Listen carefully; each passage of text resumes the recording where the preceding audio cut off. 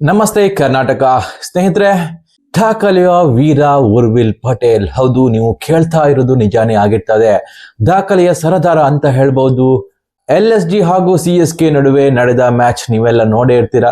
ಯಾವ ರೀತಿ CSK chase ಮಾಡ್ತದೆ ಅಂತ.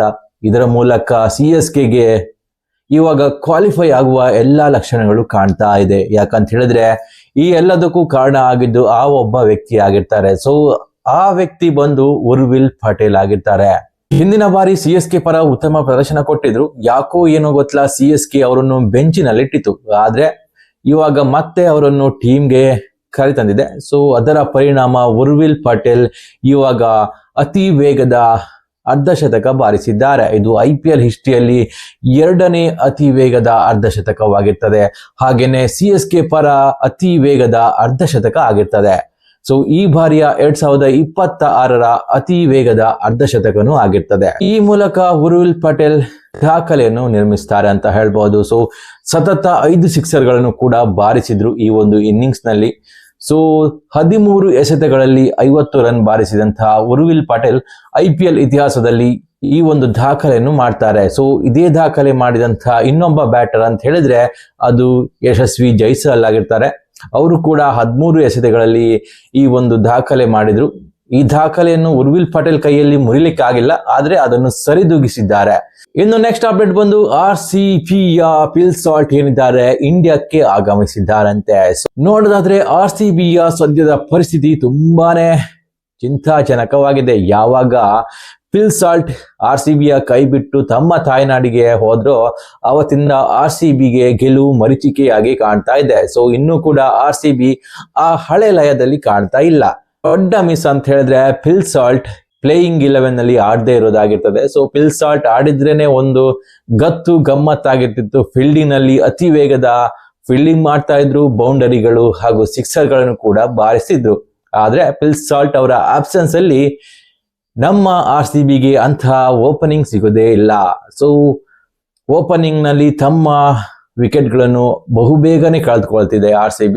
ಸೊ ಇವಾಗ ಮತ್ತೆ RCBಗೆ ಫಿಲ್ ಸಾಲ್ಟ್ ಅವರು ಎಂಟ್ರಿ ಕೊಡ್ತಾ ಇದ್ದಾರೆ.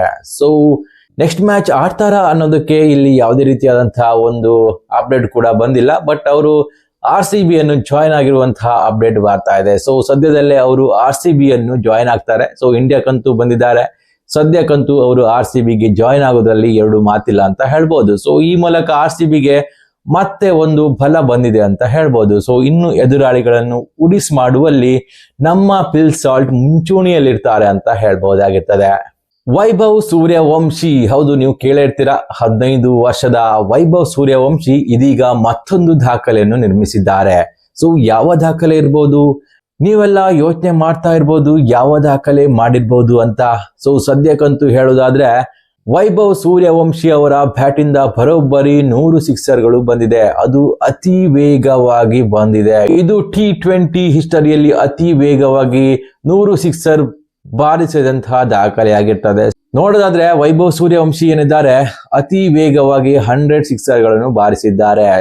515 ಬಾಲ್ಗಳಲ್ಲಿ 100 ಸಿಕ್ಸರ್ಗಳು ಬಂದಿರ್ತದೆ. ಅಂದ್ರೆ ನೀವು ಥಿಂಕ್ ಮಾಡಿ, 5 ಬಾಲಿಗೆ 1 ಸಿಕ್ಸ್ ಅಂತೂ ಇದ್ದೇ ಇರ್ತದೆ. ಇನ್ನು ಬೌಂಡರಿಗಳು ಬಿಡಿ, ಇದು ಸಿಕ್ಸರ್ನ ವಿಷಯವಾಗಿರ್ತದೆ. ಈ ಮೂಲಕ 15ರ ಹರೆಯದ ಹುಡುಗ ಈ ಮೂಲಕ ಅತಿ ವೇಗವಾಗಿ 100 ಸಿಕ್ಸರ್ ಬಾರಿಸಿದ ಮೊದಲ ಬ್ಯಾಟರ್ ಆಗ್ತಾರೆ. ಅದು ವೈಭವ್ ಸೂರ್ಯವಂಶಿ ಅವರು. ಸೊ ಇಷ್ಟು ಚಿಕ್ಕ ವಯಸ್ಸಿಗೆ ಇಷ್ಟೊಂದು ದೊಡ್ಡ ಸಾಧನೆ ಮಾಡಿದ್ದಾರೆ.